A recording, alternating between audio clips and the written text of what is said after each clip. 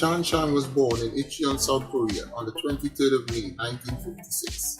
His parents were originally from Shandong Province, China. Shan started his martial arts training with his older brother in the art of Taekwondo. When he was 9 years old, his brother took him to Master Bishu Yi, who helped him to further his skills and taught him Chinese martial arts like Baji Quan, Bagua Zan, Northern Praying Mantis, and Xing Yi Quan. As a young boy, Charng was quite a mischievous kid with a love for fighting, and so he found himself in many fights with other kids. He once said in an interview that he had a bad habit. He could not run from a fight. And since he was picked on a lot, they would call him Gaoli Bangzi, a demeaning slang which would lead to him having to defend his honor. At the age of 21, Charng went to Taiwan to enter a World Championship martial arts tournament. He defeated everyone and won first place. This was where he first caught the eyes of a scout from the movie company, Great China Film Company. Impressed by what they saw, Charng was offered a night picture deal over a 3-year period. With no acting experience or any aspirations to be a movie star, he was at first hesitant to take the offer. He said he questioned, why him? However, he would eventually sign the contract and was on his way to becoming a legend of martial arts cinema. Charng would go on to make 2 classic films with the company. He would make his debut in the movie of Cooks and Kung Fu as the menacing Take No Prisoners Bok Ching Chu, and follow that up with Kung Fu of 7 Steps as the shrewd, white-haired villain Chu Chin Kong, both in 1979.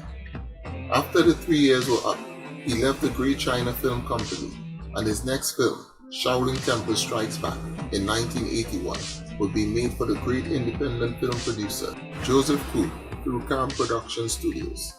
After featuring in 3 other movies that year, Charng would take a 1-year hiatus from making movies and would return in the year 1983 with what is considered by many fans of the genre as one of the greatest independently made kung fu movies of all time, Shaolin vs. Lama, also starring Alexander Lowe and directed by the great Lee Sonan. Charng's portrayal of the Golden Wheel Lama, Yao Fen Lin, is so iconic it has been referenced in many songs, and other characters have taken inspiration from him. Unfortunately, after this movie, although he would go on to feature in many more films, it would mainly be in supporting roles, the exception being Wild Panther 1984, in which he starred alongside Don Wang-Tao. The Kung Fu era was coming to an end, and Charng was understandably displeased with the roles he was being offered. So after the movies Kickboxer in 1993 and The Chinese Ghostbuster in 1994, Charng would retire from making movies. With a passion for martial arts still in his system, Charng would open a martial arts school in Korea, where he lived at the time. But the school would soon close its doors after only 6 months. He admits that he did not have the brain for business, and that his training methods were very strict. So much so that all 80 of his students left. Approximately 10 of them left after being beaten in challenge matches, where they challenged him for seniority over who should be head of the school.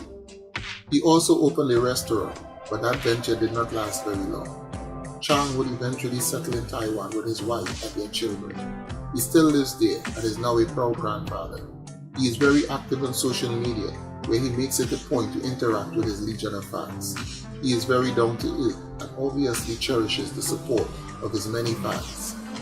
With his legacy in the annals of Kung Fu cinema very much secured, to Shan we say, thanks for the memories. If you have enjoyed this video, please like, subscribe, and hit the notification bell, and feel free to leave a comment. Thank you, and may the food be with you.